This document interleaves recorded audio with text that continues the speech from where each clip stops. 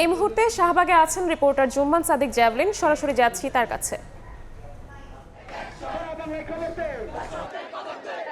একটি নবাগত নারী শিশু থেকে শুরু করে বৃদ্ধা যিনি বয়সের ভারে নুচ্চ চলতে পারেন না এমন নারীও এদেশে নিরাপত্তাহীনতায় আছে।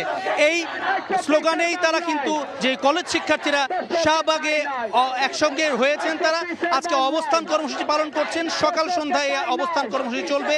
গতকালকেও তারা সড়কে ছিলেন। মূলত তারা ঢাকা শহরের বিভিন্ন কলেজের শিক্ষার্থী। এখানে তারা এসেছেন এবং তাদের একটি যে 6টি মূলত দফা রয়েছে, দাবির 6 দফা দাবি দিয়েছেন। তার মধ্যে প্রধান যে দাবিটি সেটি হচ্ছে ধর্ষকের শাস্তি, মৃত্যুদণ্ড সেটি কার্যকর করতে হবে জনসম্মুখে।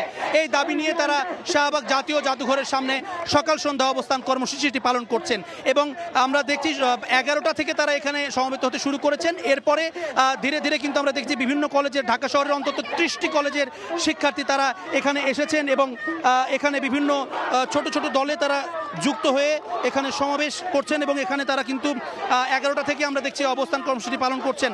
এর মধ্যে 1:15-তে তারা শাহবাগ মোড় মূল সড়কে তারা গিয়েছিলেন এবং সেখানে গিয়ে তারা অবস্থান নিয়েছিলেন এবং সেখানে সড়ক অবরোধ করেছেন। মোটামুটি হবে 8 ঘন্টার কাছাকাছি সময় তারা মূল সড়ক অবরোধ করেছেন।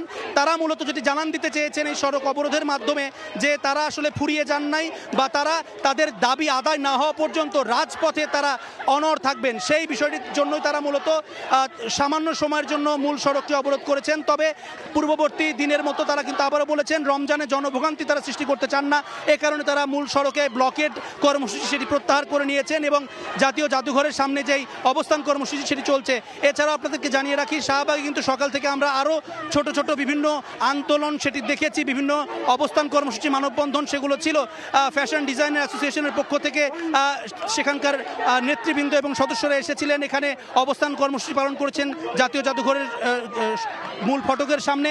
এছাড়াও অবস্থান কর্মসূচি নিয়েছেন বিভিন্ন ব্যানারে এবং আমরা ঢাকা বিশ্ববিদ্যালয়ে কিন্তু দেখেছি সাদা দল নীল দল সহ শিক্ষক ছাড়াও অন্যান্য যে বিভিন্ন বিভাগ রয়েছে ঢাকা বিশ্ববিদ্যালয়ে, সেই বিভাগগুলো থেকেও সকাল থেকে কিন্তু এই যে শিশু আসিয়ার যেই ধর্ষণের যে ঘটনা তারপর থেকে তার বিচার দাবি মূলত তারা বলছেন, যেটি তনু থেকে শুরু করে আসিয়া পর্যন্ত যতগুলো ধর্ষণ বাংলাদেশের মাটিতে হয়েছে সেই ধর্ষকদের বিচার তারা চাচ্ছেন এবং যতগুলো মামলা এখনো পর্যন্ত আদালতে রয়েছে সেইগুলোর নিষ্পত্তি দ্রুত করতে হবে, এই দাবি তারা জানিয়েছেন এবং এই দাবি না আদায় হওয়া পর্যন্ত এই কলেজ শিক্ষার্থীরা তাদের সড়কের আন্দোলন থামাবে না। এই ছিল এখনো পর্যন্ত আমার কাছে শাহবাগ থেকে শিক্ষার্থীদের আন্দোলনের সবশেষ খবর।